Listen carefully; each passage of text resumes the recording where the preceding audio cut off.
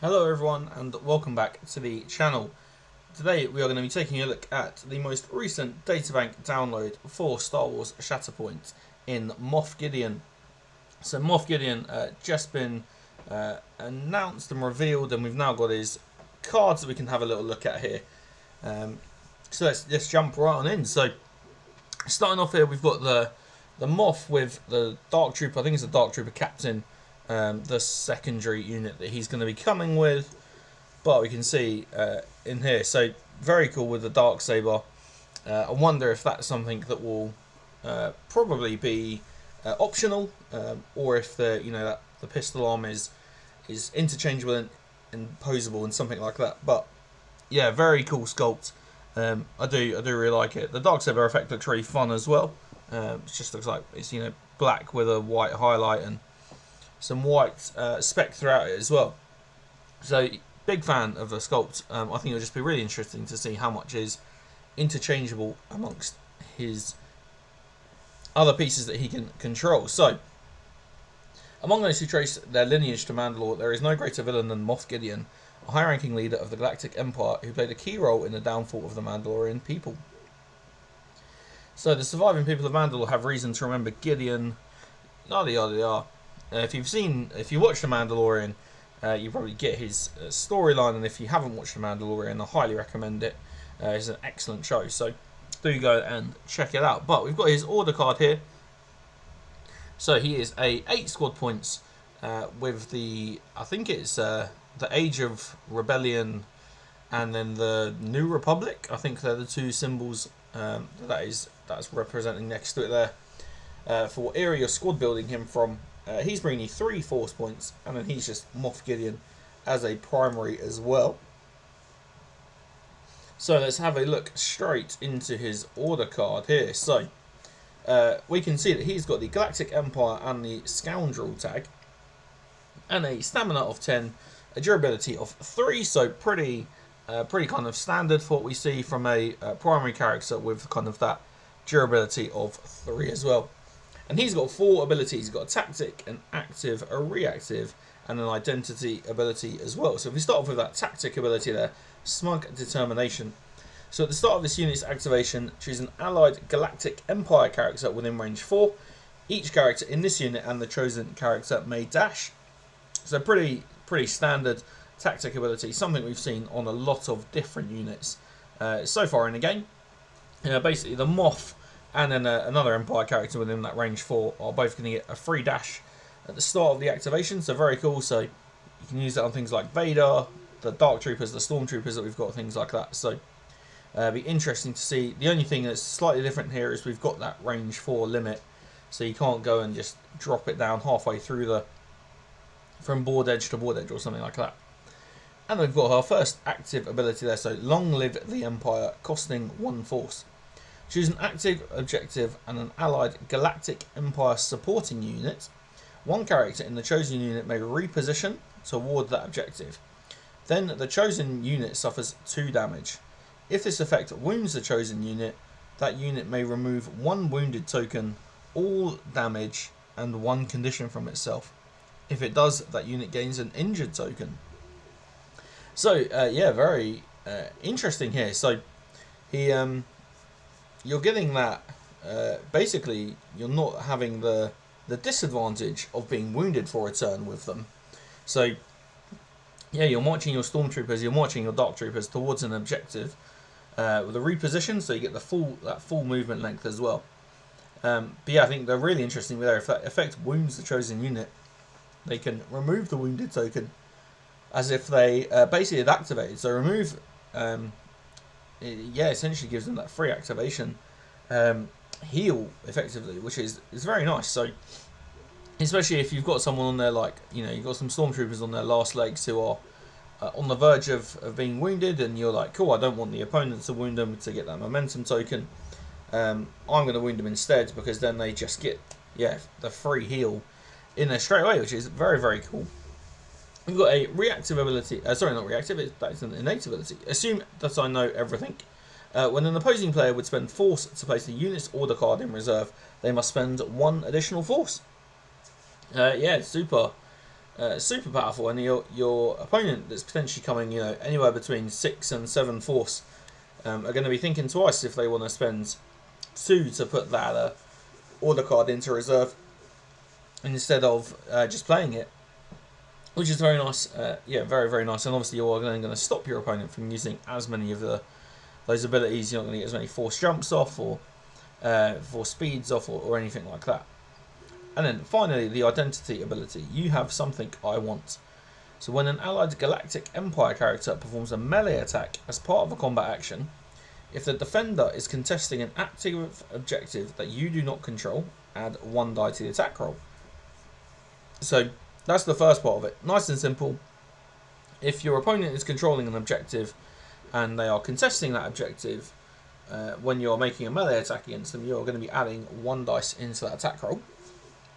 And then additionally, when determining control of an active objective that character in this unit is contesting, if there is a tie, the unit's controlling player takes control of the objective. So effectively, he's going to count for 2 if you are contesting an objective in a one-on-one scenario. The Moff is going to count as a second one and take it. So yeah, very cool abilities. This Long Live the Empire. It'll be interesting to see if the Dark Troopers come with any sort of ability that allows them to take damage, heal, anything like that, self-contained within them.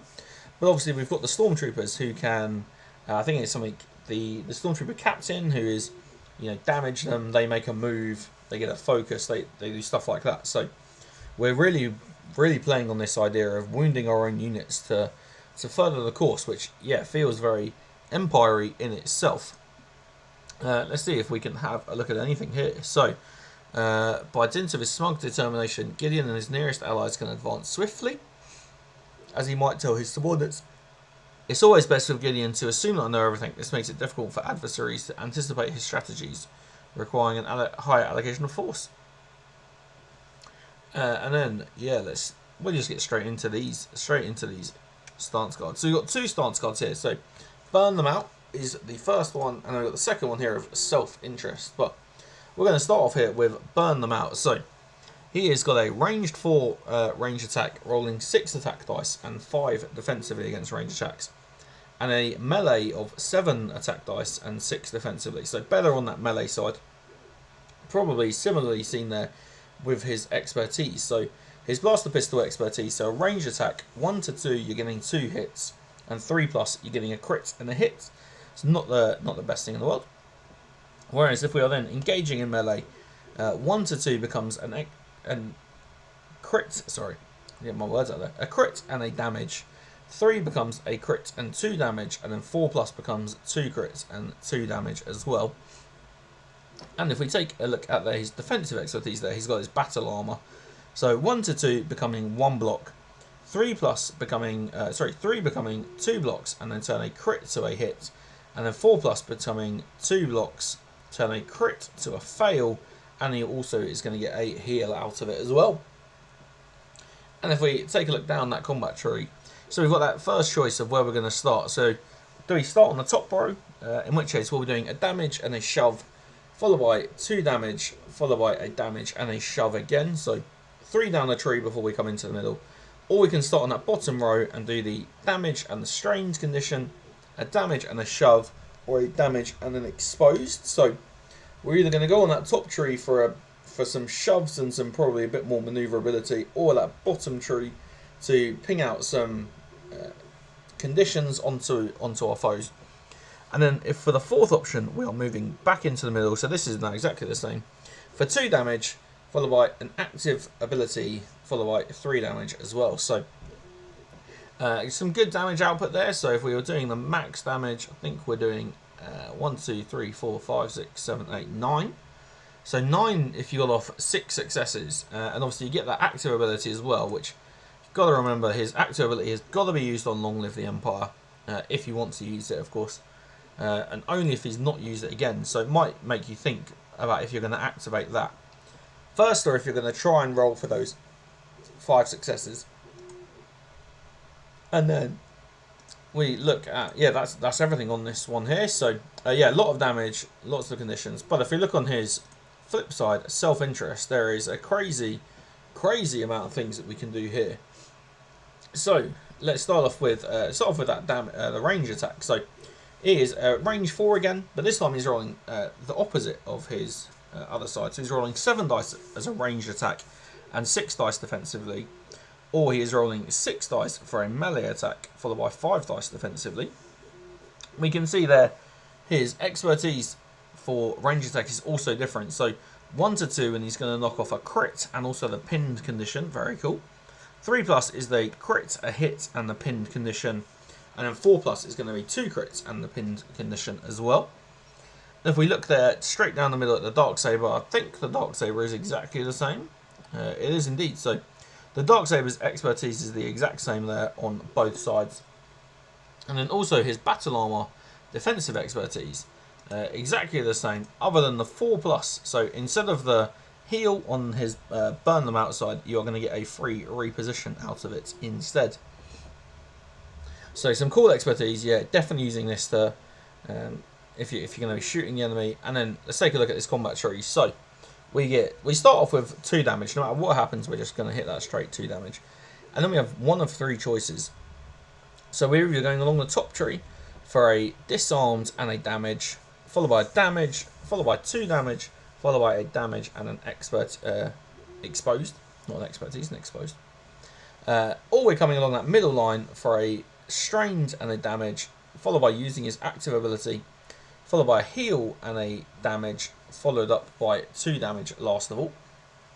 Or we're going along that bottom tree for a damage and a shove, followed by a shove, followed by 2 heals, followed by a damage and a reposition as well. So definitely not as much damage output on this side.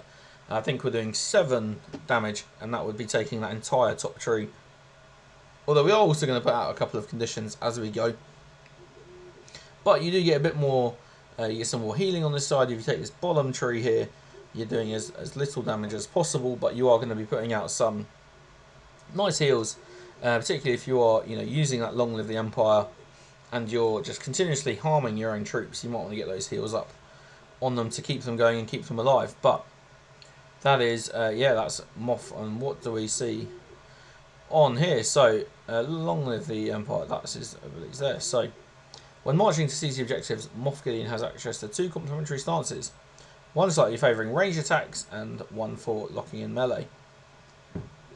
So I don't think there's anything there if we have a look down. Nothing extra that comes out of it. So yeah, literally, that's a nice quick one. So Moff Gideon has now been revealed. So what are my initial thoughts? So I'm a huge fan of Moff Gideon. I think he's going to pair really nicely with Vader and the Stormtroopers that we get. So as the second proper, what I describe as proper Empire release. So Inquisitors are there and are obviously part of the Empire. But yeah, you want to play Stormtroopers and Dark Troopers and stuff like that, then pairing Moff up with Vader is going to be very cool. I think that Long Live the Empire ability is going to work really nicely with the Stormtroopers as well, who are also going to be taking damage to do stuff. And then you have something I want. So I think Moff counting as 2 really makes your opponent have to either overprotect an objective potentially, or potentially are happy to sacrifice an objective. Particularly if you take into this combat tree with your shoves, your potential repositions, anything like that.